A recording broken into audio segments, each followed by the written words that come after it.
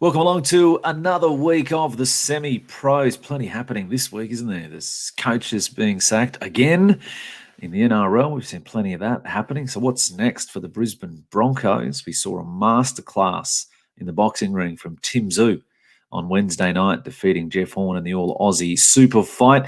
We've got a special guest joining us on the show with thanks to Haines Wilson, ITP Toowoomba, and his name is Daniel Bowles, local Toowoomba boy who made it all the way to the top echelon of football in this country. And this week he made the decision to pull up stumps, so to announce his retirement. So he's going to join us on the program. For Hogans Family Jewelers, we'll have a look at rocks and diamonds, see what has made all of the headlines there. We'll head out to the Southern Hotel, and we'll have our Southern Hotel shot clock segment. Hopefully, we'll find you a winner or two on the punt as well. That's all coming up. Stay with us on the Semi-Pros.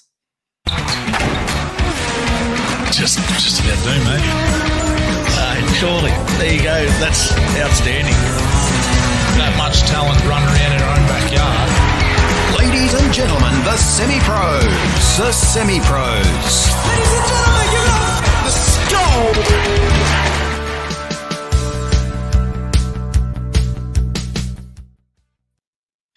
Thanks for joining us on the Semi-Pros. How are we, team? Joel, what's going on? Going well, mate. It was a bit of a come down after the fights last night, mate. It was a bit like waiting for State of Origin for me. I was straight home from work and straight on the couch, just parked up, ready to rock and roll. It was a good night of fights. The old midweek Origin sort of game. Yeah, so I'm sure we'll talk it was good. a lot more about that later in the show. Troy Gurski, what's going on? Too much, mate. Just been doing my job this week, chauffeuring a few celebrities around down to Brisbane for flights and whatnot to go and call boxing matches. But yeah, no, it's been a good week. Good to see you up there last night, mate, belting it out. Made a few extra headlines today. That's the way, mate. No headline's a bad headline, is it? No? Yeah, exactly, mate. Publicity. Any publicity is good publicity, they say. Yeah, we'll see. Steve, how you going? Good, mate. Busy as a dog with two dongers at the moment. That's the game. Good. Yeah, it's good. Good. Starting to get the pointy end of the sporting seasons. We'd be right in the thick of finals coming up shortly, but bit of extended there. But plenty happening, isn't there? In the sport, in the world, in general. It's good. Exactly. A lot has happened this week in sport, the good, the bad, and the ugly, you could probably say as well. So I'll be interested in this. The soapbox. Jump on the soapbox. Joel, power play. What is it this week? Mate, I'm going this week with Anthony Seibold's press conference. It was, for all he was, yeah, but I mean, it was still classy as ever, what I took from it. True. Anyway, in terms of a bloke who's just been, hung out to dry, hung, drawn and quartered. And he, he didn't point the finger at anyone. I said, look, it's a results-driven business and we just weren't getting the results. It was best that I walk away. I don't know what's happened there in terms of why he walked away for the money he did when he had a contract probably worth 2 or 3 times the amount. But anyway, good on him. Good luck to him. Hopefully it all works out somewhere in the end for him. But, I just thought that the way he presented himself at the press conference and sort of said this has only made him hungrier to coach again in the NRL and sort of rewrite the wrongs for him. So, fair play to him. Yeah, we'll talk a bit more about that in the Southern Hotel Shot Clock. It is one of the segments when we talk about the Brisbane Broncos. Troy, Bub's banter, what's up? What's happening with you this week? More, I've just been curious after last week in the footy, we had another week of season-ending injuries for a few players again. And I don't know, is it this year we're seeing more injuries than usual? Or is it more season ending, or is it just more injuries in general? I'm not sure. You took mine to it, actually. Yeah. Yeah. Is it? I don't know. Is it because of the conditioning? The blokes went into lockdown, obviously, and then they didn't have the conditioning they normally have. Is it the speed of the game? Is it? Well, a while back, people complained about the grounds, about some injuries with the grounds. Or is it bad luck? Who knows? I don't know. It seems as though there's more season-ending injuries. Yeah. Steve would probably be in the same boat. His mob seems to cop one every week. My mob's going like buses, but they seem to be copping one every week as well. It just looks as though there's more I don't know whether it's more season-ending or just normal injuries, but it seems to be a lot this year. Yeah. Well, I just jumped straight into mine because I must be comparing notes. I had the exact same thought. I was thinking, have we seen anything like it before? Is it the sped up game? Is there not enough stop? We've talked a lot about this and how for the fans the game's been heaps better without as many stoppages. Is that what it is? I don't know. But has there been more this year? Has anyone researched that, or has there been anything reported on that? Is there more? Well, there seems to be more, doesn't there? Seems at every club. Don't know. What's going on? No, so there is a lot going on. So, and it has affected a lot of teams. And this season might end up being. Well, you look at the Penrith Panthers. They've had a pretty good run injuries wise, and they're flying. So, but they still had their ins and outs with different people earlier in the year as well. Clearly, wasn't there early on, things like that. Coruscant, different reasons. Coruscant's been in and out, yeah. So, but no, I had the exact same thought. But I was just sort of when you saw more pop up this week, as you said, with Steve's mob the Knights. So, anyway, gloves catch. What's on the soapbox? Evening to Chris Tate, who's watching. Good to have you with us. Events, gents. He corrected himself there. Did he? Oh. Later, yeah. Those words, mate. That could be a soapbox there. Mispronouncing a word there and copying and hiding for it. So, No, a developing story really today after what's happened in the States, the NBA, and it's not just the NBA, it's all sports looking to basically can their season in uproar to the police brutality that they've seen, I think, over there. But the thing that gets to me is, like, obviously there's more to it. These guys don't understand the ins and outs or who these people are, or what was doing, or the situation and that sort of thing. But then again, and like, there's been so much effort put in to get back in this NBA season on the ground and get something. And now LeBron's out, the Clippers are out, so the NBA's out basically for some sort of incident, which they would have not one clue on any fact about it. In an uproar, and fair enough for them standing up for things they believe in, but if they were in there, they had solicitors and they knew all the facts and those in the courts, like those things will get dealt with in due case through the judicial system. But for them to, I suppose, be their own jury and jump up and down and those sort of things and pull the pin on what's a massive thing, the NBA, make that decision is, I don't know if it's right or wrong, or whether they're way out of line in doing so. So it's a developing story. So what's the latest? Can anyone update me? Are they out? Are they the Lakers and Clippers? Well, I saw Clippers are out. Yeah. So and what up? And obviously the Bucks just didn't want to play today. They were the first to walk. They didn't walk back today because of obviously the incident was close to home a bit there, I think, wasn't it? With Milwaukee. So Naomi Osaka's jumped on board and pulled out of her semi-final of whatever tennis sort of things going on at the minute, apparently. So for the demand of change. So, and from what I've gone on, and this is sort of media speculation in the old Twitter, so it's probably not real good, that the bloke had threatened to shoot him with a gun out of the car that he walked to with the knife in his hand. So, yeah, without anybody knowing the facts and the figures and delving into what's going on, it's a pretty big call to go and do something to that extent, which is going to Aren't they going to damage their sports, their own sports that they give to, like, the body of those sports is going to suffer because of it too. Like, in really tough times at the moment.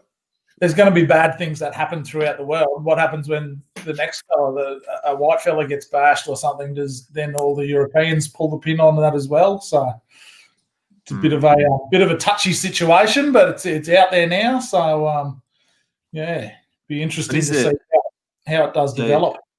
Yeah. So is there a case in point here where maybe you can say these guys obviously what they're giving up or what they're sacrificing to try and evoke change,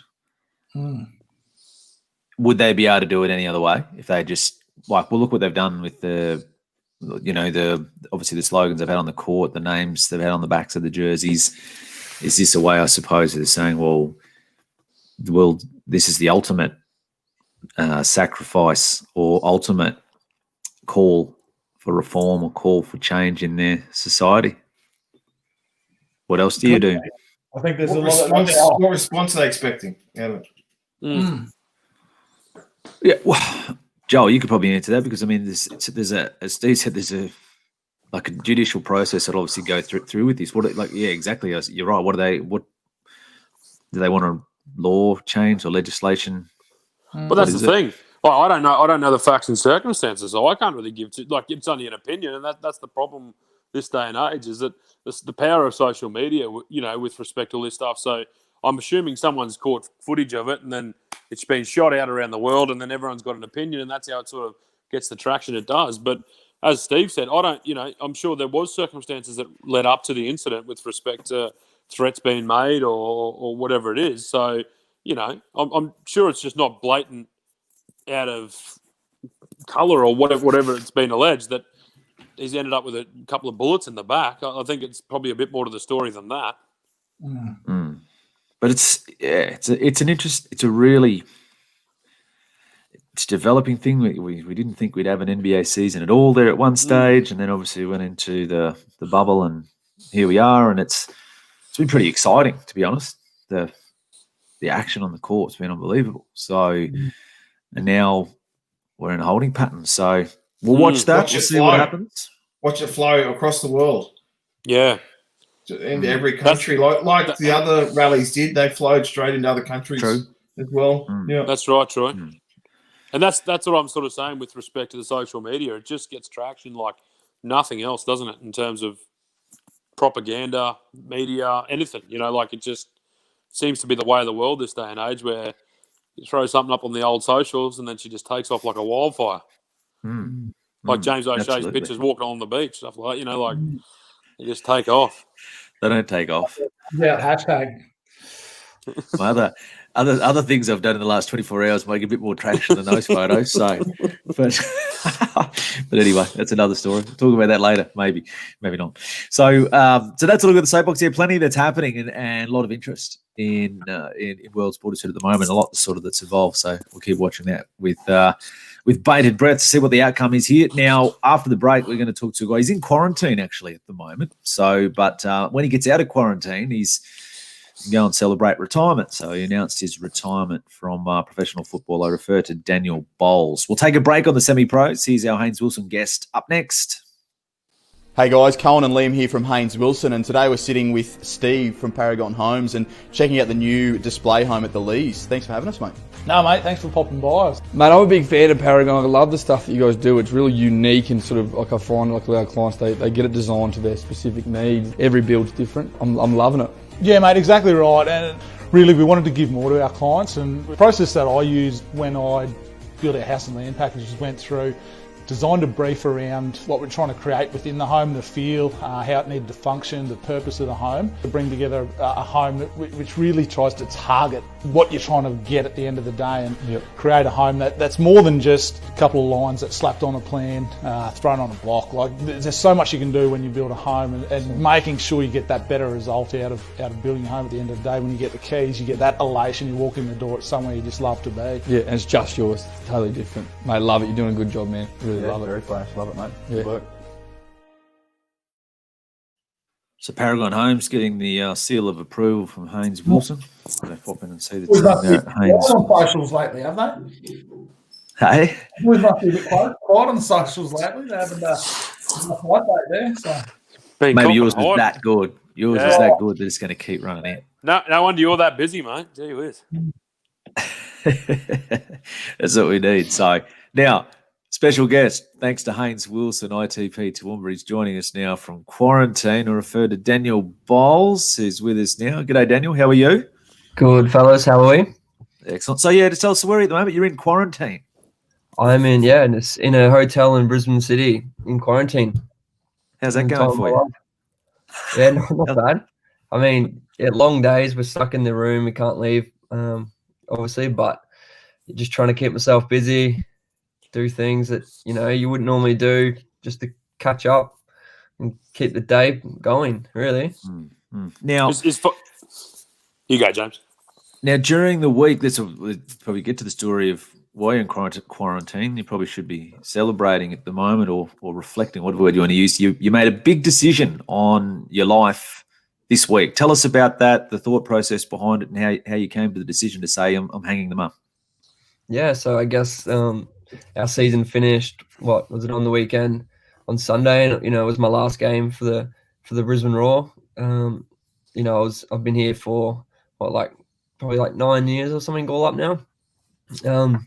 It was just time. Personally, I have other interests outside of footy. I've started work opening and running cafes sort of at the same time as playing footy about 6 years ago, and that's progressed and taken off, and and is doing fairly well. And at the same time, I've had a kid.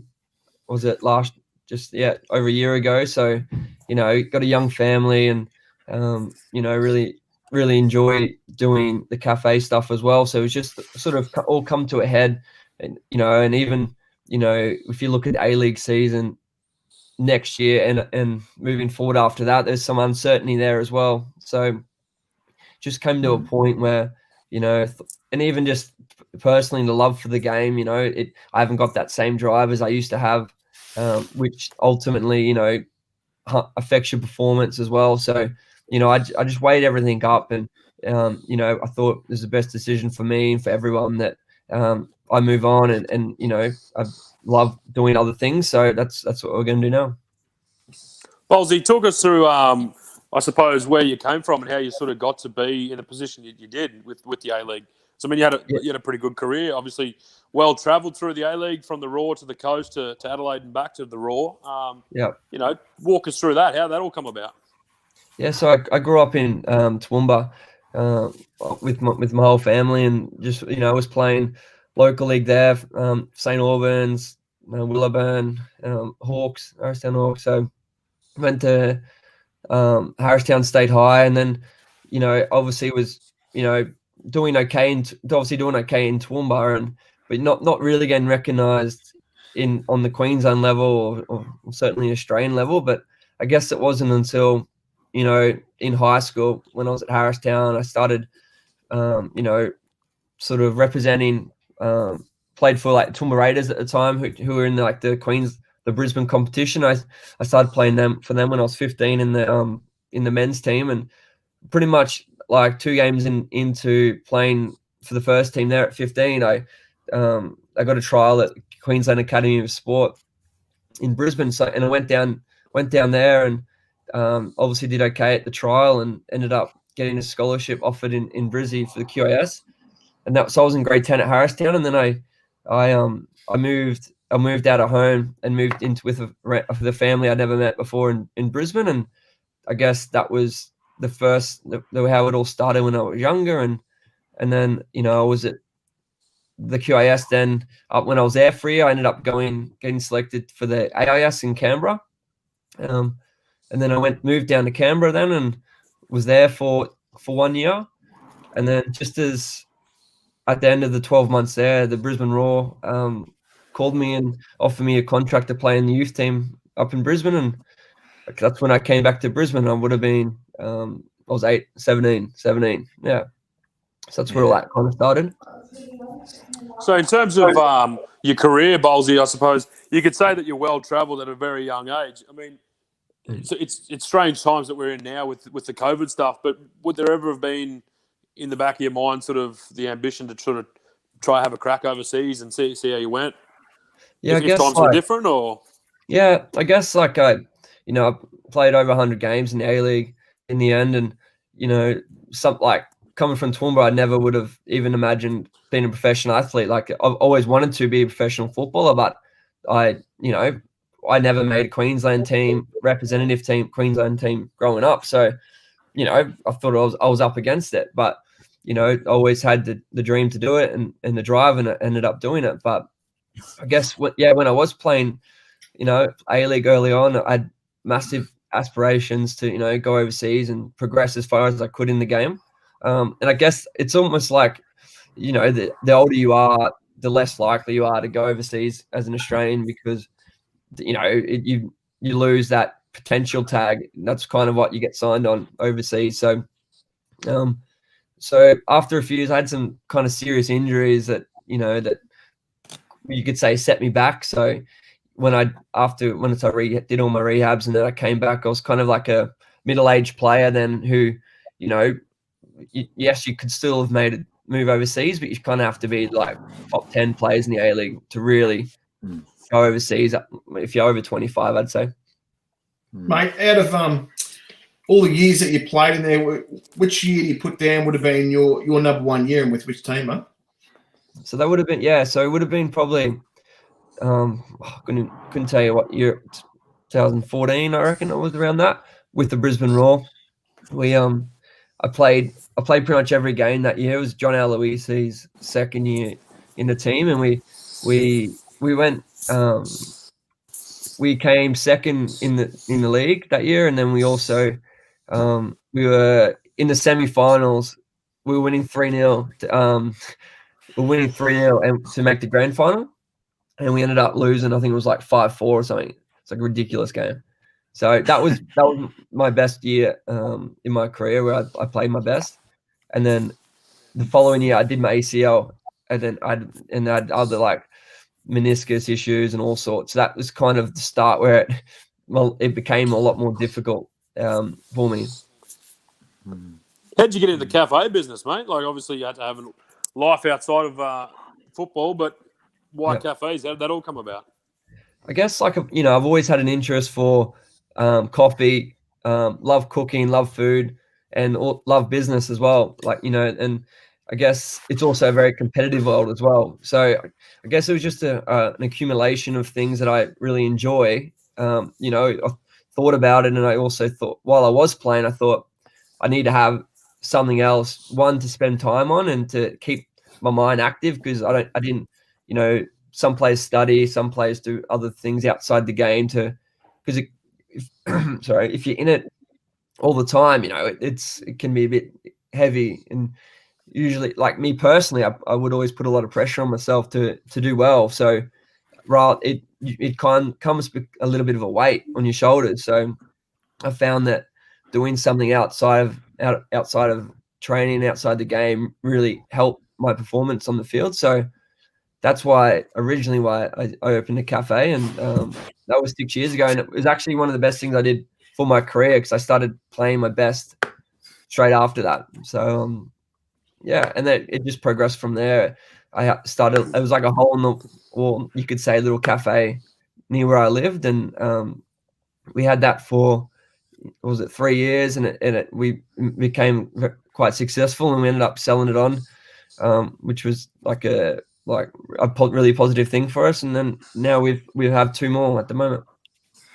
So when you made the decision to retire, and knowing you'd put in the hard yards with the business like this, did that also help you make that decision? Because I think for a lot of athletes, obviously that's how you put food on the table. That's how you put the kids through school. That's how you pay the bills. And as everyone knows, whilst athletes can cop a criticism for the amount of money they earn, it's a short time frame that you can earn the money. So the fact that you had this going on in the background, did that play a role as well, where you knew there's more, I've got something else to go to that I can put my time and invest your hours into? Definitely, because that was always a concern for me playing. I just knew, it is a short career as an athlete, and I just always found a lot of players, they would, they play every week, that invest all their energy into football, into their sport, which you need to do, and I did, but you lose track of lose perspective on this career's not going to last forever. As an A-League player, unless you're one of the the very best, you're not going to earn enough money to be able to retire and never have to work again. So I thought I didn't want to come to the end of my career and hang up my boots and then go, oh, like crap, I have nothing else. You're going to go from being elite at something to being a nobody. If you have no qualifications, you have no like, you don't know where your next paycheck's coming from, and that was always a concern for me. So that's why I wanted to take things in my own hand and do something. So, and then the fact that everyone, there's obviously different types of players. People obviously who, love it. They do it every day. They're absolute machines. They perform and get better year on year. And then there's also the other half of all professional sport players who you do lose love for it, because it's something you do I've done it every single day of my life since I was 14, every single day. And yes, it's great, but it also has a lot of pressures, lots of things. It's hard to explain unless you felt it and been in it. So I guess as I've gone on in my career, a lot of players don't have a choice they won't love. There'll be lots of professional football players and rugby league and everything at the moment who don't love it. They're just doing it for their paycheck. So, but they just have to keep playing. Whereas I knew, I lost that drive and that desire to really progress in my football career. So I thought, I don't have to force it. I don't have to, I can do something else. And that's why I've set it up on the side. Yeah. When did you make the decision, mate, that was going to be the end and this was the final year for you? Did COVID have any sort of ideas? Like, was there any contracts floating around that you might have considered playing somewhere else, or was it always this was the final year? Yeah. So my contract was expiring at the end of the year with the Brisbane Roar as well. So just before COVID, we had discussions on about extending my stay for a few years, but I guess when all the COVID stuff happened, everything kind of died off, everything changed, the world changed, as we all know. So we all got stood down from the Brisbane Roar because they couldn't pay us, because they didn't, they weren't getting money through the door either. So all the players got stood down. So I think it was about 2 months where we weren't going into training. We would have to do our own training at home or home every day. So I guess before that I knew that, maybe this could be my last year, but I guess when we were home every day and I was away from it, I really, really enjoyed being home, spending all that time with my family, having weekends together again, and, having flexibility and just doing what we wanted. So and then when we had to go back to training, after that period, lots of boys were, couldn't wait. It had an itch to get back, where I was like, I really enjoyed what I had. So I guess that was a real moment where I was like, you know what, maybe it is the right decision. I will be happy with it. You had a quite amazing career too, Bolsey, and you played obviously the Asian Premier League, the Champions League, and things of the like. I suppose who's probably the best player you've ever marked up against, and the best one you've played with? I'd say the best player I've ever played with would be Thomas Broish, who had an amazing career at in the A-League and Europe before that. But he's won the best player in the league, Johnny Warren medal. It was like 4 times in a row, kind of thing. Yeah. And he was amazing player. And the best player I ever marked would have been Carlos Tevez. It was an Asian Champions League. He just signed for Shenhua, and we played him the following week.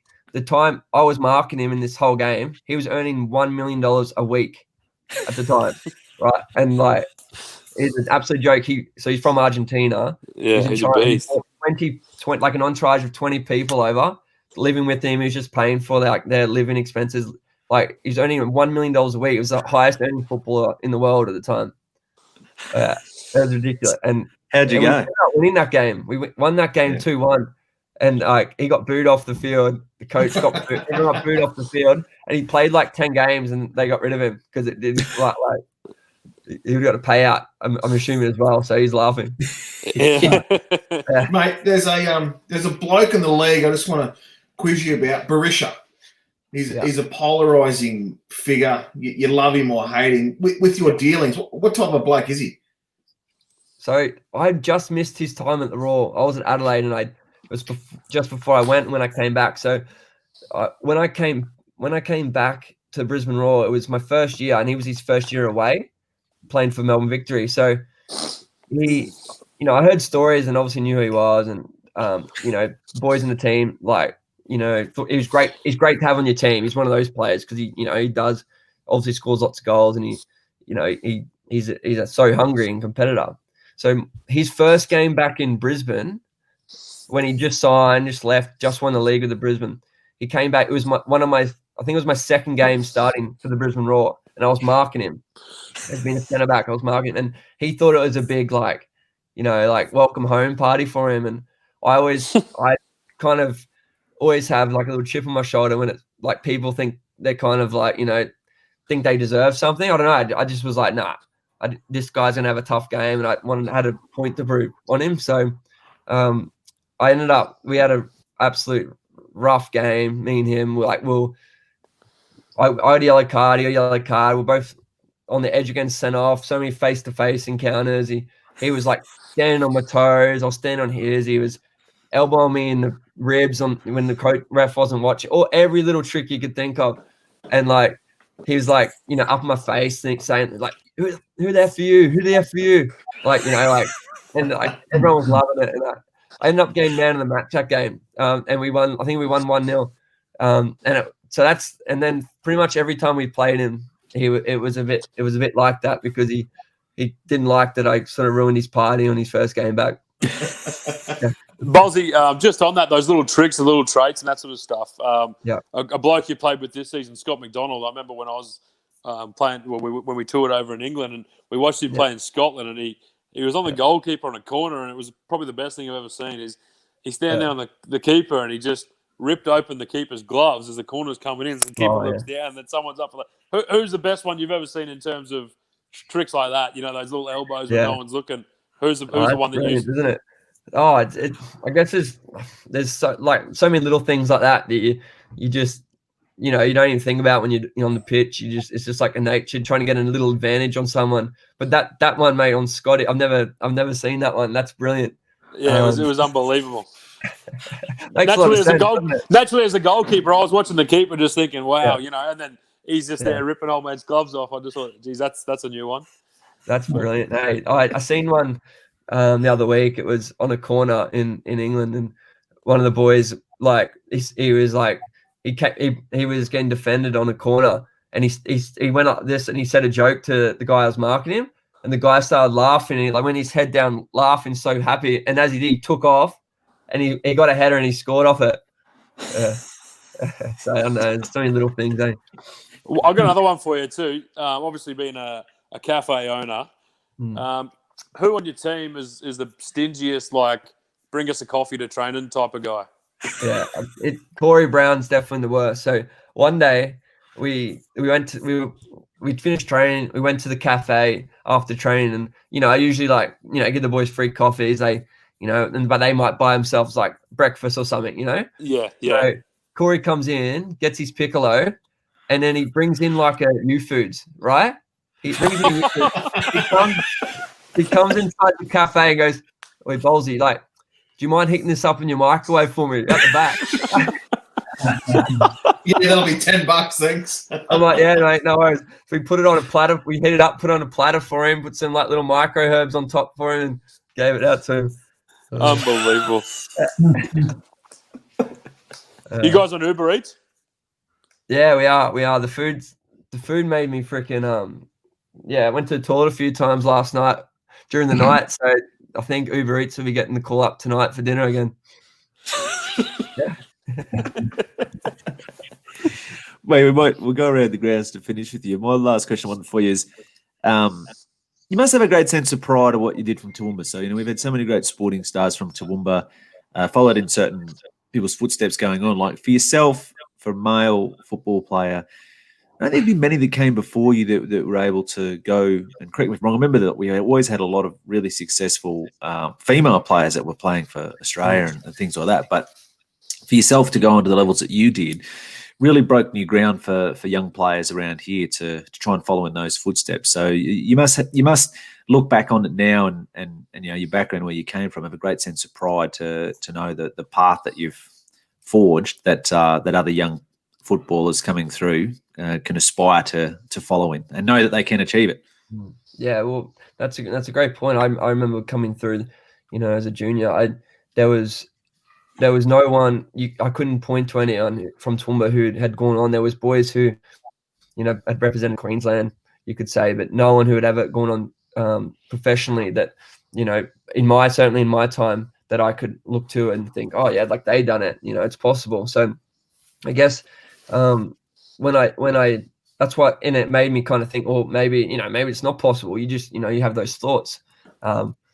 But yeah, I guess that's why I do have a pride in the fact that I was able to progress in my career and do that. And I now see we have the Brisbane Roar Academy. I do see a handful of Toowoomba boys in the academy, and it's funny because we always see the academy coaches, and every time I see him, I'm asking like how Jono's going, how so and so's going, and from Toowoomba, and they're always telling me how well they're doing, and so I do have immense amount of pride on that, and it's great to see that young kids are progressing, and the level of Toowoomba football and Southwest Queensland football since now to when I was younger is definitely a lot better. So it's awesome to see.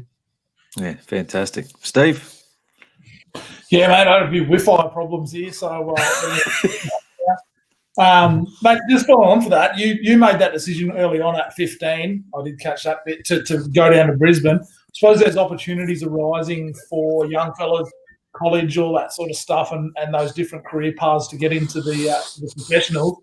Is there any bit of advice that you caught when you were a young fella that sort of helped you with that you'd like that you pass on to anyone sort of in that situation back however many years ago, 15 years ago it was for you? Yeah, no, I'd say the big bit of advice, one thing that always stuck with me, someone said, I don't know, it's a quote from someone, it was, the hard yards you do when no one's watching, they're the ones that actually count. You see a lot of people who are doing the hard yards, but they're doing it because they know people are watching. It was the ones that you do when no one's watching that truly do count. And that was so true. I just remember, all the extras I would do in the park by myself. And it's not the fact that you're just doing them, but it's the mentality, of wanting to succeed, regardless of what everyone thinks. You're doing it for yourself, and you have that determination. And if the amount of sacrifices I had to make as a young boy at that time, I know I played with players who were much, much better than me at that age, that they didn't want to make those sacrifices. They wanted to go to parties. They wanted to do all that stuff. Whereas, I never really went to, I can't even think of any time I ever went to a high school party or, missed my graduation, missed my school formal, missed everything because I was, had training the next day or I was away. So, but I didn't think twice about that because I wanted to be a professional football and I wanted to do it. So I guess it's those things that you need to have and need to possess if you really want to progress in football or any sport. Great answer. Troy? Mate, the bloke beside me on the penalty, Joel, after a few beers, always tells us that he was the next Mark Bosnich coming through. You got that right, mate. The same weight anyway. we know Joel could rival Mark off the pitch with his antics. But can you confirm or deny, mate, that he actually could play the game? Yeah, Joel's a great player. He was, I think, a year younger than me or something? Yeah, just a year younger, yeah. Yeah, I remember, he was good. He was a good goalie. He was playing rep stuff. I remember when I was playing rep stuff. I think I scored a few past him, but he was good. Would have done, mate. Would have done with your eyes closed, buddy. Mate, I'll finish this up with thanks for the wrap too, brother. I appreciate that. I'll fling you the 20 later. I'll finish up. You spoke about you're in the bubble at the moment, and you've been playing a bit of PlayStation. Now, your brother, he thinks he's pretty handy on the old esports. Is that something you might set your sights on now that you've got a bit of time away from the game and all the rest of it, mate? Mate, it's actually hilarious that you say that. I'm sitting next to my racing simulator in my hotel hub. Give us a look. Look. Yeah. Hey? Are you actually? Yeah. So I'll show you. So I got it delivered to my room.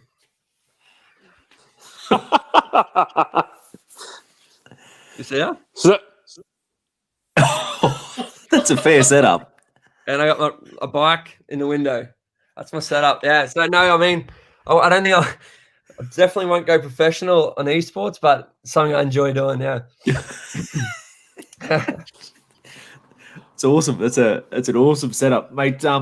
Look, it's been terrific to talk to you. It's been a wonderful interview. I think a lot that people can listen to. So we'll probably get this one up, cut it up separately, so we'll post it later as well. But congratulations on a great career. As I said, I think you really did pave the way for a lot of young aspiring footballers, and now to see what you're able to achieve, and now obviously to have something to fall back on and be as successful as you are in the cafe game is a great credit to yourself. So thank you for giving us your time on the show. Enjoy the rest of quarantine, and after that, enjoy retirement. Will do. Thanks, guys. Thanks for having me on. We'll take a break on the semi-pros. We'll head out to the Southern Hotel next.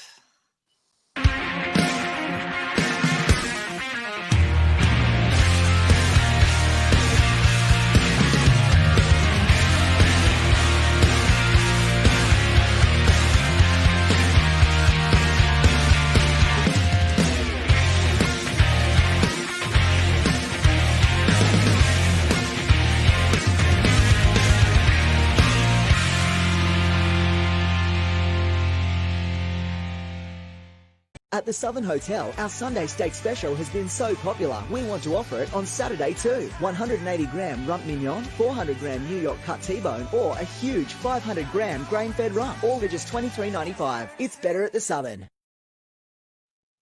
All right, we're getting set to head out to Southern. Before we head out to the Southern, if we can, our wonderful producer, there was a comment there before from Joel Seaby. It probably wasn't the appropriate time for me to talk about it as we were wrapping up with Bowlesy there. So, what's Joel Seaby? I doubt Steve Glover would remember any high school parties either. That's right. It's pretty much in the same vein as Daniel. Pretty dedicated and didn't really get on the sauce too much. That professional gig. That's why you let him with that question, because you could draw the similarities between the two of you, wasn't it? It's on Bowles' career, honestly, like you hit the nail on the head there, James, with people that went before him. Quite an amazing career in terms of, no one ever thought that anyone from Toowoomba would ever make as a professional soccer player, and then, he's lived 10 years of his life doing exactly that. And when he spoke there, it's a really amazing story. I hope one day he does write a book, because married his childhood sweetheart, and everything that sort of taglines along with the ones that really do dedicate their lives to their career. So, I think it's a great story, and glad he came on to tell it with us. Yeah, he was great. Drop into the cafe. Where is the cafe? He's got two of them. Yep. Down in Brizzy. You're down in Brizzy often, Troy. You have to look them up. I think Sister Cafe. Sneaky caramel latte. Yep.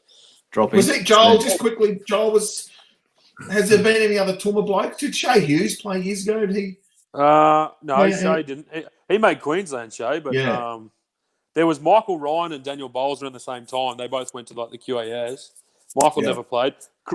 Andrew Cristani, or Cameron Cristani, sorry, he ended up playing a couple of games for the Raw. He's from Stanthorpe, but mate, I can't think of too many off the top of my head. There's plenty of talented ones, as Bowlesy sort of said, but it takes a lot to sort of get to the steps, and then obviously to get through them. It would have been a huge thing to shift from Toowoomba at 15 to down the QAS and then AIS and how's that he didn't make a state team? Never, mate. That's the most amazing thing of his story. And Harry Kuehl was exactly the same. Harry Kuehl never played for his state or any of that sort of recognition. There was at the age, I'm sure Bowlesy would be the first to admit there's far better players than Bowlesy, but he was the one that put his heart and soul into it and gave it everything because he wanted to be there, whereas the other ones were, more for the show and the love and just thought they deserved a shot, whereas he really knuckled down, rolled the sleeves up and put his, put his money where his mouth is, I suppose, and earned it. Yeah, no, it's a great story. He's unbelievable. So good to see he's got that simulator set up. Just that young, raw talent too, you know what I mean? And that's obviously what the coaches saw in him was that, 15-year-old playing A grade and things like that, just, I suppose, a will to win to go along with it. Yeah, no, it was terrific. Southern Hotel shot clock. Let's head out to the Southern Hotel. I think we're ready to head out there now. Shane Mogg's probably standing by. Here he is. Moggy, how are you? Good, mate. I'll start this off, mate. That was a cracking interview, and that took me back to running around with Mr. Magic himself in the old under-12s and under-13s, starting for rep teams. That was cracker. It was great to hear that story, and like Jolie said, mate, I'd love to hear a book from that guy. He's lived a life. A bit like you, James. Congratulations on last night, mate. Fantastic effort, and everyone I've spoken to, mate, is giving you great reviews. Excellent. No, I appreciate that, mate. Thank you. So it was all live and loud at the Southern Hotel there last night at Bar 839?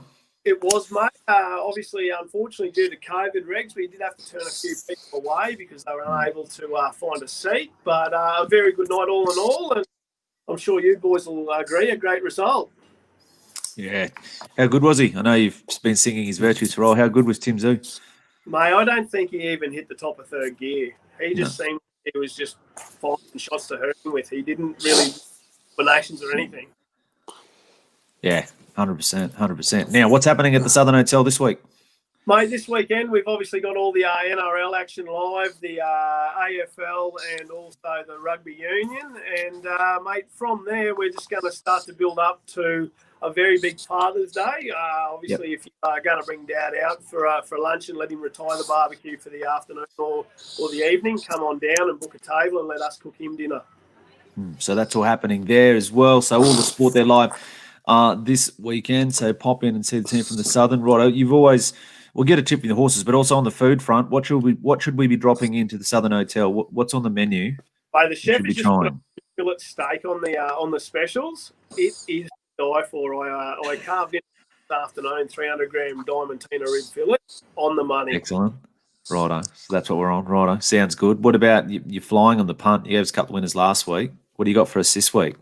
Mate, going to have a look in the 1825 metre race in Brisbane, race 9. I just think Alafuris will get the chocolates.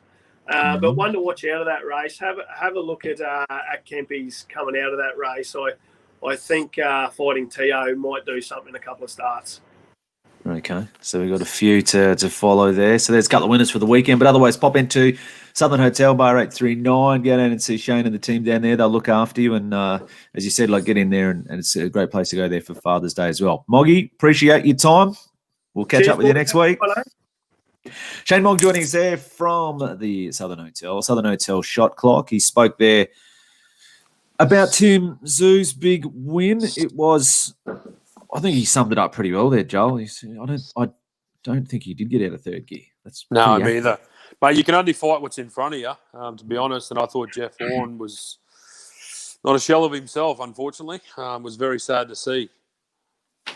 Yeah, it was. James, you would have taken note, obviously, being at the press conference and the weigh-in and think, like, his voice was shot. Like, that's clearly signs of someone that's doing it tough. From my experience, you know what I mean? Like, I've seen plenty of people like that who are just gassed, you know? Yeah, it seemed it, and that's one thing that it did seem like for anyone that watched the fight, those first, like, he looked tired and from round 1 too. From round 1. Because I think the narrative of this fight was always going to be Jeff's going to come out and rough him up early. He's going to get in his face. He's going to be awkward. Would Tim be able to find his range? How long would it take him to find his range? When he found his range, would it be too late, et cetera, et cetera? What happened was they just came out and met in centre ring, and Tim just bullied him. Talking about ragdolling and all this sort of stuff that Jeff talked about prior. He just was in total and utter control. But sorry to go about what you said before. Yeah, I think he lost his voice, and I found it strange. I saw footage, obviously, when he arrived in Townsville, and he had the voice, and he sort of said, I don't know, like that. They didn't really give an explanation. And then I found interesting out of Chris Muckett, who's obviously the strength and conditioning coach there for him, and former Gatton boy.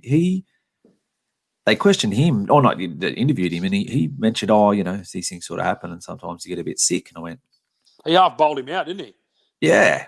So I thought, that under wraps, and he's just bloody. Jeff, I thought, so is it that? And then, did he get punched in the throat and sparring? Well, I don't know, but look, a lot of questions to be answered now for Jeff Horn. Obviously, a lot of criticism has come directed at Glenn Rushton. We've all seen the footage in the corner and how it came to an end. And as said emphatically, Phil Austin, the referee, because obviously jumped when I'm in the ring to do the announcement, and he said, "Referee, stop contest." So it wasn't. They might have been going to get to that point, but I mean, did you see? You might not have had a chance yet, but what happened was Phil come over to the corner and said, "I'm going to stop it," right? And Glenn's there on his knees, just about begging Jeff to continue. I tell him he's going to give him another minute. He's going to do this. And Adam Copland, who fought on the undercard, the Candy Man, he was in his corner and he went across the top of the cut man. I don't know his name. And just Steve went Edwards. We're done. Yeah, These He ones, went across yeah. Steve Edwards. And that's when he made that eye contact with Phil Austin. And that was the end of it. But, mate, he shouldn't be the one in there making the call. Like, I think it's a great call from him. And, kudos to him for that. It was nearly going to be my diamond of the week. But, that shouldn't have been him doing that. That should have been Glenn Rushton some time before it stopped in the fight. He'd be a hard man to call, but wouldn't he? Like, look at those last few fights. That's the point. That's the problem. On the 9th, he was absolutely shot. I watched that. You're right. That fight against Pacquiao the 9th, and he was gone. And then you're right. That's what makes it hard for him. But yeah, they made a call. Difference was though, Troy, in terms of last night, he was never in the fight. Round 1 looked tired. Pacquiao, he's winning the fight. You know what I mean? So why would you pull him out? That was the whole controversy around the Pacquiao stuff. Was no way would you stop the fight. He's in the biggest fight of his life in front of millions of people. You know what I mean? You got to give him every chance to win it, and he's winning. And he's winning the fight. So give us something. It's essentially was the then. What but the ref said. That's the difference. You know what I mean? Last night he was never in the fight. He was getting bullied, like James said, from the first opening bell, and then mate getting crippled to the body with some huge body shots. Like, and you could see the welts already on the ribs, and he even mentioned them in the press like the post fight interviews, and that like it was just honestly if he had I don't know, like I don't like to bag people, but it's very hard not to with I think anyone would have stopped that fight around round 4, and into round 4 should have been the end of it. But and the thing with Jeff, that's what I was sort of getting at, is he was never going to say, yeah, I'll quit. Do you know what I mean? He's got the biggest heart, and he's probably got one of the biggest hearts Australian boxing's ever seen. And you look at the Zarafa fights, you know what I mean? So like that's why I think Rushton was like trying to get it from him, which was never going to happen. So he could justify himself as to why he'd leave him in there. Didn't they ask him? And he said he didn't have a punch left in him. Mate, he just couldn't even talk. Said he didn't have a punch left. Or he couldn't even talk. He didn't say anything. He didn't really give him anything. And it was funny. That was the part I did see. And when he's talking to him, I forget if it was either Steve Edwards or Adam Copland, said, well, you got your answer when he was talking, when he didn't say. About 4 times. Can't react. Yeah. Like, and about 4 times. And Joel, you've been in the ring, and if the trainer says, do you want to go, and you don't stop, sometimes we've seen trainers, they've stopped them against the will of the fighter, but that's what they're there for. But I think the interesting part about it, I reckon you make a good point, Troy. So we saw what happened with Pacquiao. We saw what happened with Zarafa. So Glenn Rushton pulls him out of those 2 fights. We don't even have this fight, obviously. So, but is there any justification in Glenn Rushton's questioning or decisioning in trying to see if he wanted to continue? Is there any? As I said, I've got my opinion on this, but I'm playing devil's advocate here. Is there any justification? Because, as I said, I think it's a really good point that Troy made there. You look at the Pacquiao thing, you look at the Zarafa thing, and what the bloke did. So is there any justification of saying, well, nobody knows this man better than Glenn Rushton, and he knows when it's time to pull him out? No, none at all. None whatsoever. I think it was, he could have got seriously hurt out there. He could even be seriously hurt as a result of being out there for too long. He's got a young, hungry bloke who's walloping him. And he's come back to the corner like that, 2 or 3 times prior. Maybe that's a conversation he should have had with him maybe at round 4 or 5. Round 5, show me something. That's right, exactly. Like, this is it, mate. I'm going to pull you out. He wasn't a shell of himself. No, he was missing. He was falling. He just looked. And I think that's like, I'm not trying to make an excuse for him, but there's obviously something that's gone amiss. He's lost his voice. He looked tired. He looked sloppy. There's something in the camp's gone amiss, and it could have been resurrected. But I think now that the way he's been destroyed and dismantled, you know what I mean? I think everyone's saying unless he retires. Yeah, and I think on that point, I thought. Obviously, I'm not privy to hearing what they're saying in the corners, like you guys would assume watching at home on TV. But was Rushton basically saying be first or show me something? Because the start of every one of those rounds, Joey, you talked about early on, 3, 4, 5, whatever it was, Horn rushed out of centre, well, rushed out, but centering and tried to land that big right hand straight away. And obviously Tim just glazed it off or walked with the gloves. So it was like he was coming out trying to turn it, but it lasted about 20 seconds. Then it was back to more of the same old we had with Zoo just doing what he wanted. So I think there was enough there as just based on that to see, well, yeah, I think someone put a question forward. I think it should have been pulled. I definitely would have pulled him out. I don't know exact rounds, but a couple of personally, just my own uneducated, never trained a boxer in my life opinion. I would have had him out of there a couple of rounds earlier, without any doubt. Mate, you got the best seat in the house. You're sitting right on the ring apron watching it. Yeah, you know what I mean? We're all sitting at home watching it through the telly, and you're the one sitting there right there. And I'll tell you something. Seeing how big those shots actually are. It was hard to watch. Couldn't agree more. It was hard to watch. It really where's Zooland now? Like I spoke to you on the way down the other day, James, to the airport, and as I said to you, I asked you the question whether for Australian boxing, if this is what we wanted, Zoo obviously to win and project himself up against those big ones overseas. Where's this going to lead to him now? Interesting, actually. I mean, Zarafa obviously was calling the name of the winner. There's probably some. I think there's a lot of merit in that. But I'll tell you the one that popped up. This is the one that I reckon makes a lot of sense, actually. And I sort of, it's almost like you sort of become the forgotten man of the super welterweight division, and that was Dennis Hogan. Dennis Hogan.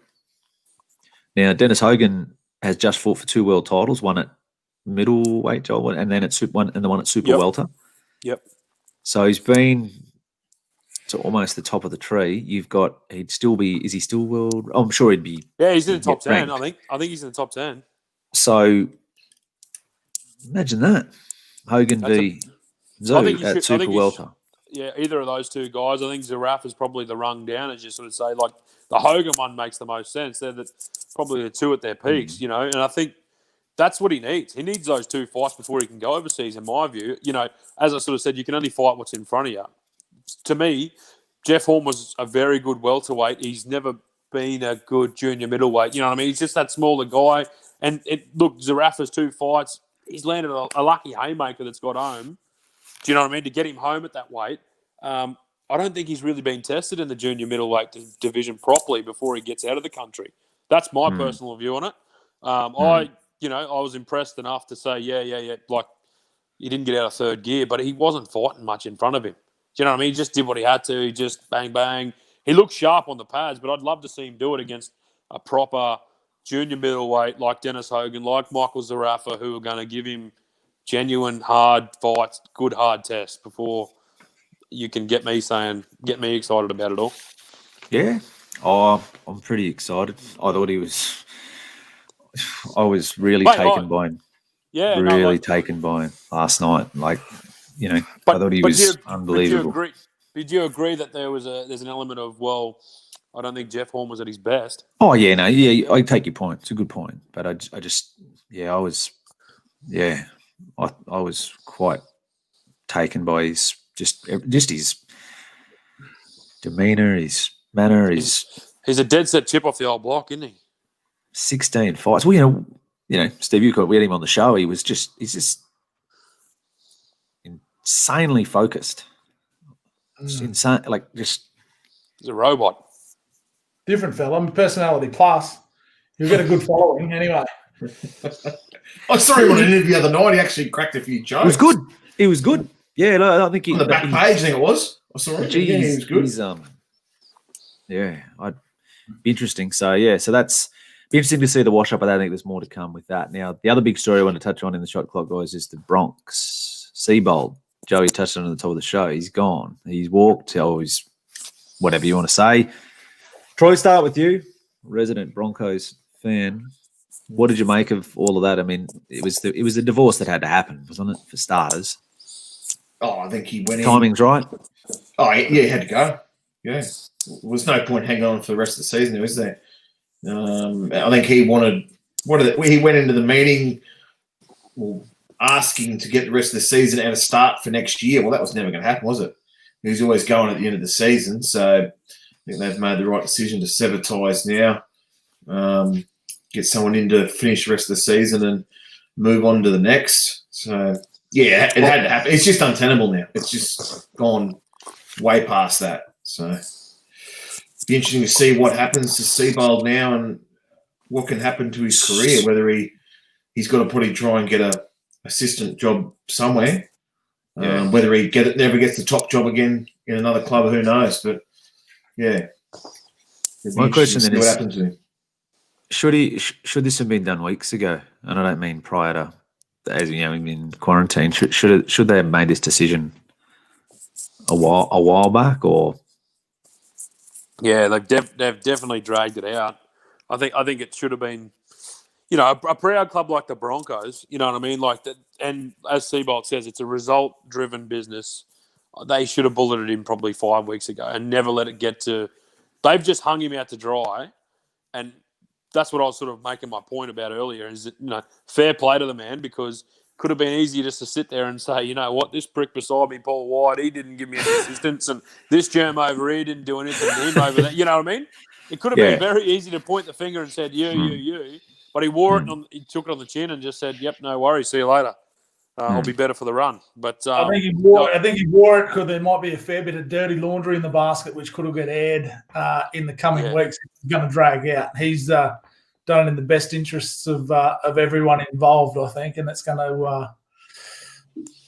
I think things could have got pretty ugly for everybody, and they're still going to get pretty ugly for everybody in the Broncos. It's not just the Seabold side of things. They've got the whatever the old brown paper bags, which are there as well. So mate, they're an absolute shit show, and this Seabold thing is not even.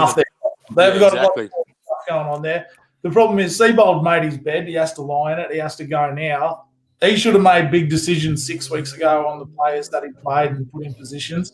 He didn't have the set to make those decisions, and whether that was a board or something like that or controlled. And now the board's done this.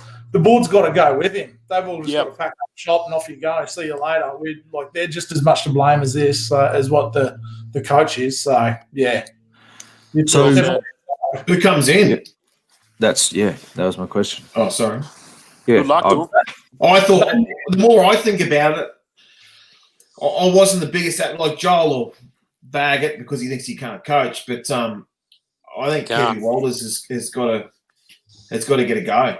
Just culturally wise, to get the culture back in. He's going to need a strong assistant, I think.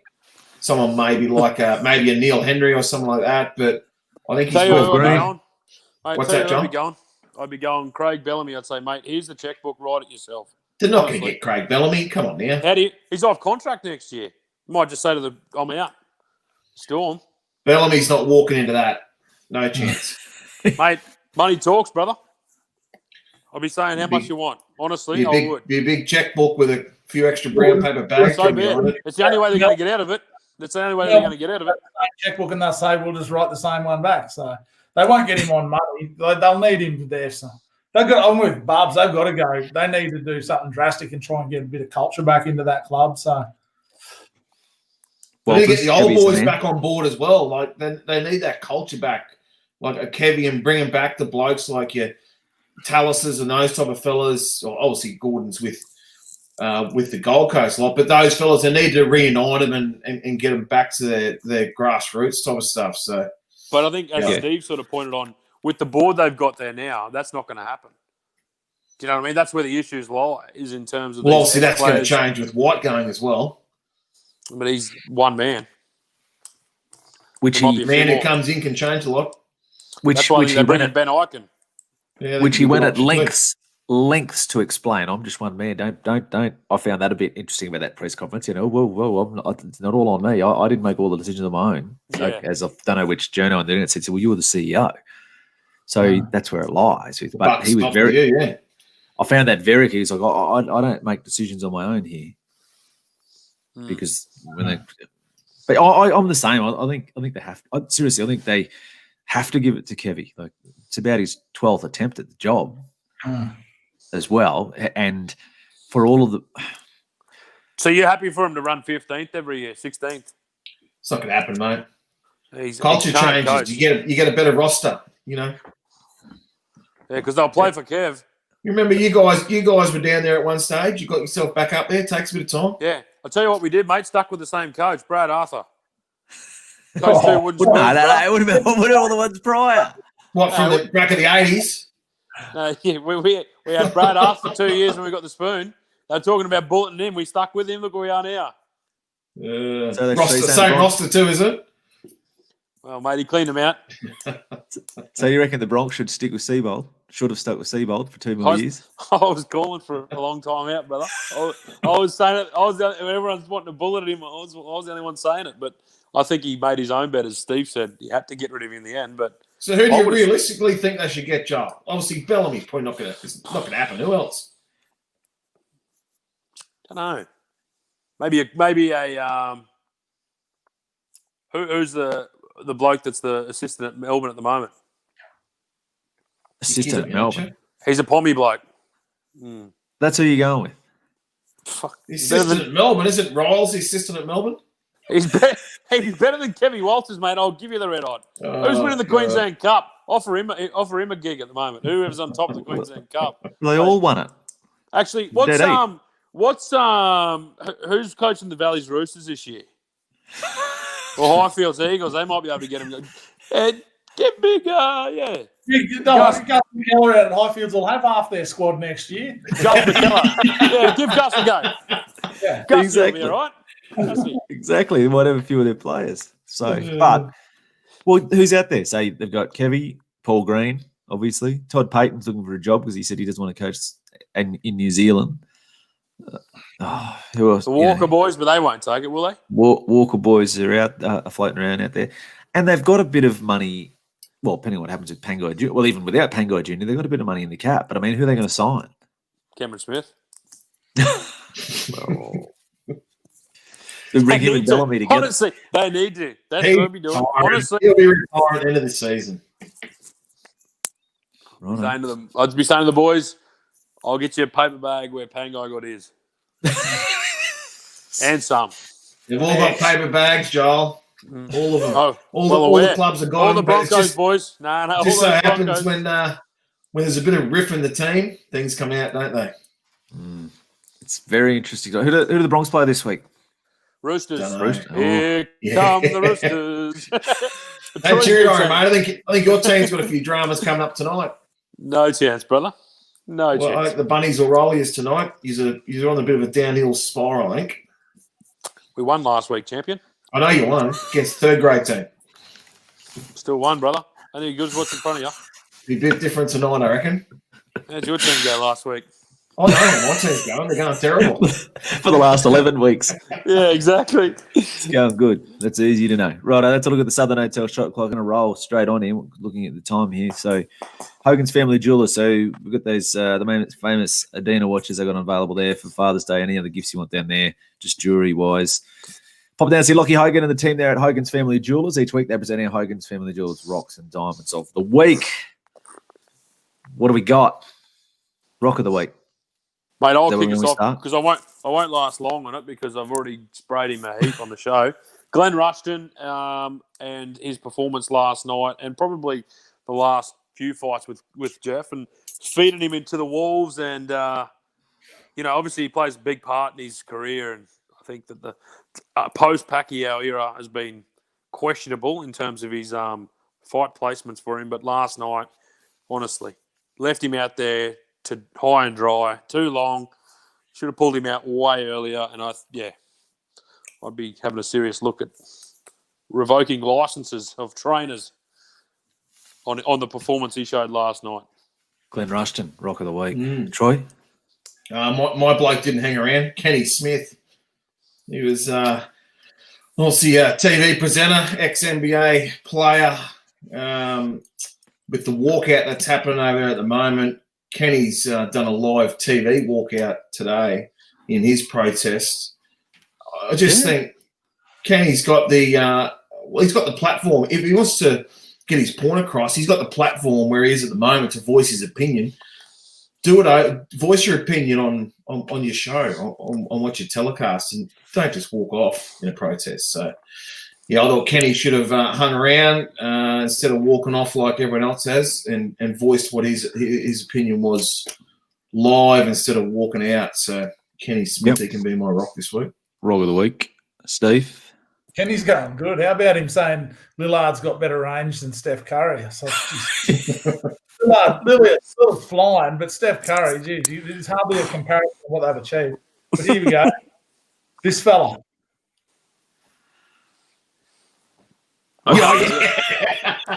This punter last weekend that's cashed out a four-leg multi. Oh, I know the way you talk about. Four-leg multi there. $40 he's put on. Kiss the Bride at $440. Sweet deal. He's cashed out after two for $323. Very elegant. And Zarat have got up. Should have won $85,184. So here's the problem. A multi works pretty simply. You put $40 on, you multiply it again, you multiply it again, you multiply it again. You don't want to win the total figure, don't put it on for the whole lot. You're an idiot.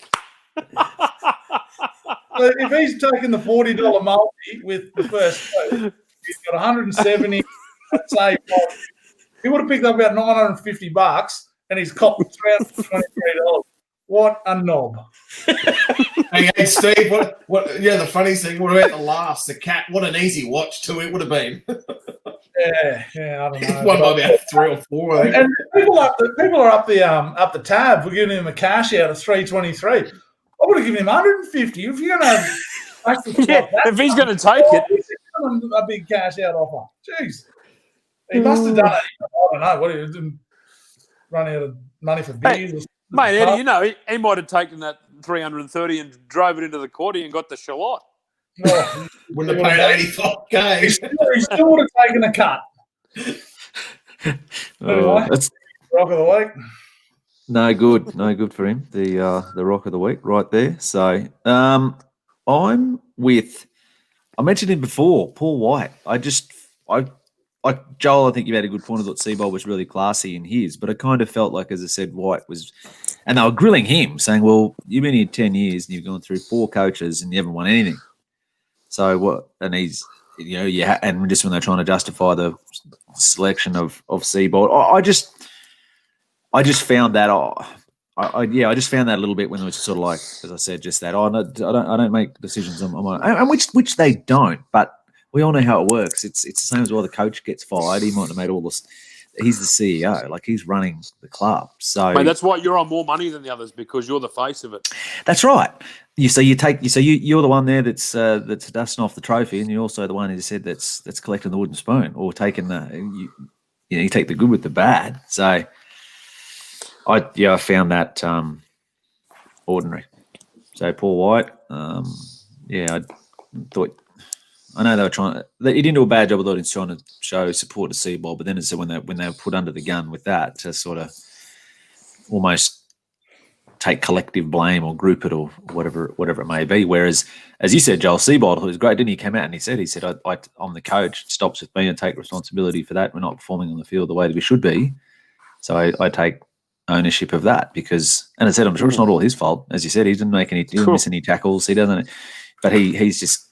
And I thought, anyway, that's just what I thought. I don't know what you guys think, but I just really thought he probably had owned that a bit better. Anyway, that's my rock of the week there. Paul White. Diamond of the week. Let the good times roll. What do we got? Hogan's Family Jewelers Diamond of the week. Joel, you want to throw us some? I got a bloke by the name of Liam Wilson, and not the Haines Wilson, Liam Wilson, but the fighter that fought last night, Liam Wilson. He fought on the undercard. He's a super featherweight from down in Brizzy. He's quite a good young lad, and I think he's got plenty of potential. He shared this just before we come online here. I was nearly going to make that one I mentioned there before, Adam Copland, the Candyman, for stopping the Horn fight, my diamond, but this took my eye. He shared this message. So he obviously was on the plane up to Townsville. This lady, he's blacked out her name, just wanted to say thank you for what you do. You sat in front of us on a plane ride up to Townsville last month. You were talking about boxing and your family with an older lady who was seated next to you on the plane. We were seated behind with my baby daughter. We already had tickets to the fight, and hearing you speak so passionately about boxing and seeing the man behind the fighter, my husband, and I decided to Google you and follow your fight. The reason we were on that flight was we were coming back from seeing my mum who had terminal cancer. In the midst of a really hard time for our family, your fight gave us something to look forward to. Went last night, had a brilliant night out, and your fight did not disappoint. And she goes on to here to say, yeah, well, nice story. yeah, cracking story. And the reason we're on the fight, hang on 1 sec. Well researched. She said, in the midst of a really hard time for our family, you gave us something to look forward to. We went last night, had a brilliant night. You didn't disappoint. My mum passed late last night, but I just wanted to say thank you for what you do. It's entertainment, but sometimes it's a little more than that. We can't wait to watch how your career develops. Just thank you and congratulations. I thought that was a really lovely story for young Liam. I think he's a strapping young lad and a real, I suppose, good image for the sport. Yeah, terrific. Nice story. Righto. Who have you got for us, Troy? Who's sparkling like a diamond? I don't like rapping poms very often, but English quick. James Anderson this week become the first fast bowler in history to go past 600 wickets. For a bloke about 8 or 9 years ago, it looked pretty pedestrian. He just relished the English conditions, swings them both ways, takes wickets for fun over in England. But, yeah, for longevity to take 600 wickets, you know, to put it in perspective, Glenn McGrath took high 500s. And for Jimmy Anderson to go past a bloke like Glenn McGrath, pretty unbelievable feat. You know, he's still got a year or two left in him. So all that's above him is a couple of spinners, obviously, Murali Warney and Kumble, I'm pretty sure. No, I think it was Monty Panesar. Wouldn't be Panesar. He probably took about 50 wickets. Yeah, so no, but for Anderson to be the biggest wicket taker out of all quicks in history, pretty fair effort, that. Yeah, no, outstanding. Steve? I'm going to go in the AFL, Brisbane Lions on the surge into the finals, and they got Lachie Neale, so the recruit from a couple of years ago. But there's been a long time, probably you wind back till Dusty Reichardt when he absolutely dominated the league probably 4 or 5 years ago, to see a guy who's carving it up. I think he's like $1.20 or something in the Brownlow market, $1.30, and went down there and he's got that the young roster of the Lions firing coming back into finals time, back into season into finals time. So it was good. Got down to have a bit of a Bo Peep there on the weekend. So it was a good spectacle, and hopefully he can ramp him up and keep him going to finals and get a home premiership into the finals. So he's a pretty special fella to watch. Excellent. Nice. I've got a few, as we talked about Tim Zoo and a few others in the night, but I made my diamond of the week this week. A bloke, he talks about, what's he say? Pressure makes diamonds. Isaac Hardman. I sort of thought there's a lot of hype, and he talked up the lux before the whole lead up. And I know that's all part of boxing, some people might say, but he really talked the talk. And as we know, what it comes down to is, can you walk the walk? And well, he more than walked the walk. He basically said he fought a bloke called Jamie Weed, who hadn't been stopped in his career. He'd just gone the distance with the bloke we talked about before, that they're talking about fighting. Could be a potential opponent for Tim Zoo in Dennis Hogan, and all that. Isaac, who calls himself the head splitter, Hardman said was that, yeah, you'll be finishing this fight with your toes pointing up at the sky on your back, and he did it in one round. Was that or? Hey. That was the old mate that flipped him the bird too at the weigh-in. Yeah. Oh, Jamie Weech. He won or lost? He got beat, the one that flipped him the bird. That wasn't a real fight, was it? That was something you go oversee in Bali, where you sit in the midget tent. That wasn't a real fight. Well, that's it. Anyway, he talked it up and he delivered. So hats off that. Credit where credit's due. That's a look at our Hogan's Family Jewelers Rocks and Diamonds of the Week. Righto. Let's find a winner. Semi-Pros Multi of the Week to wrap us up. Who's got a winner? Anything? Something? I do. Righto. Go. Somewhere. You go first, Steve. I've got to find it first. I can't remember what race it was. Oh, righto. Mine's Caulfield Race 10, number 1, Rubisaki. Paddy Payne, Billy Egan. This thing is a dead set jet. It's $2.70 in the markets. And in Group 3, first time around Caulfield, but an absolute rocket. Had 10 starts. I think it went undefeated last prep. They took it everywhere. Took it to Sydney, walloped them. Fastest sectionals. It's a dead set rocket, this thing. So for $2.70 about a horse that's had 10 starts for 8 wins in 2 seconds, never missed a hole, you'd be doing worse, I reckon. Righto. So that's where you're at. Steve? Yeah, no, going to Sydney, race 9, back on a good track, Aussie bloodstock horse Wonderbar. Yep. Needs the firm footing, get back onto that. It's won 4 out of its last 5 and 2 from 2 at the distance, 1 from 1 at the track, 3 from 8 on a good track. It'll be good enough at $5. Righto. So that's you. What have you got for us, Troy? We go Caulfield this week. Caulfield race 4, number 4. Yulong January, second up. You get $6.50. We've got track 3 for, hasn't won at the track, 3 for 2 seconds and a third. Distance 9 for 5 wins and 2 seconds. Get on $6.50. Jesus, plenty of races in Caulfield this weekend. 10 races. I'm going to go with race 9, Caulfield. Race number 9. This is probably crazy, but it let me down bad. Well, the jockey let me down badly last night. Didn't get the best run in transit. I was really confident, I expressed on this show, and it didn't work out for me. But we'll stick. Get better odds tomorrow or on Saturday. Magic Means Memsey Stakes.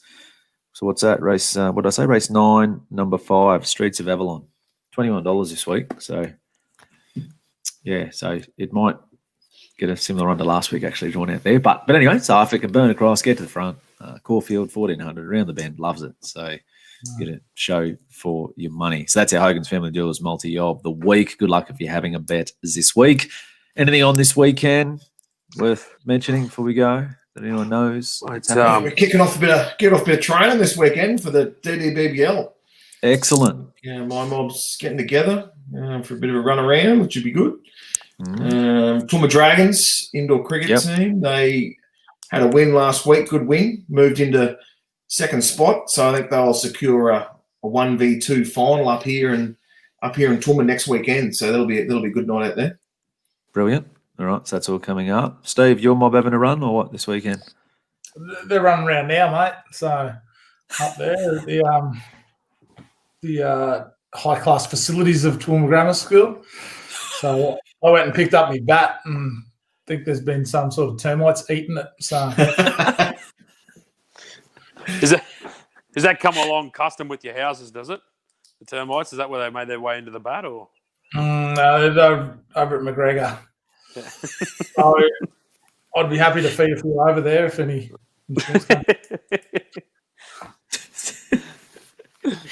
Well, good luck with that. So you're not training tonight yet, so you've skipped training. It's a good start. Yeah, mate. Well, one hit's not going to help me, is it? Still plenty of weeks before the season, so the ball out and the sock out in the backyard, obviously hitting it up against the tree for sure. Boys, the old horse had a bit of a jump out too during the week too, eh? Yeah. What's the GO? What's the lowdown? Bit more learning to do. Yeah, jumped out all right. It's good. Ran along for a couple hundred metres. It's out having a holiday now, so. Oh. Get a bit stronger. All the big Brisbane friends of the show sniffing around for the ride. I'll have to put it on ice. So. Till next time.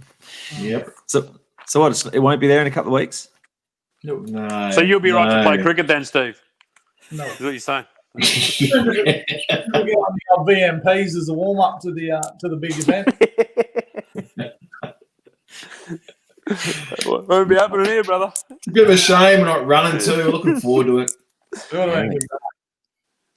Shea race would have been great. Still be a great day. It will be a great day. Yeah, we'll have bigger fish to fry down the track, I would have thought. Millions. Yeah, we'll be able to get that runs around up here, hopefully. Well, we look forward to it. We'll wait to see it comes back in. So It's exciting. As you said, racing, pretty exciting time around here. Of course, we're just around the corner, that new time slot in September. Right, that wraps up the show, boys. Thanks for joining us. It's been good. Have a great week, everyone. We look forward to talking to you again next week. Thanks for watching the Semi-Pros. Just about do, mate. Surely. There you go. That's outstanding.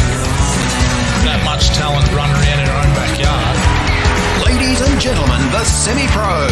The Semi-Pros. Ladies and gentlemen, give it up.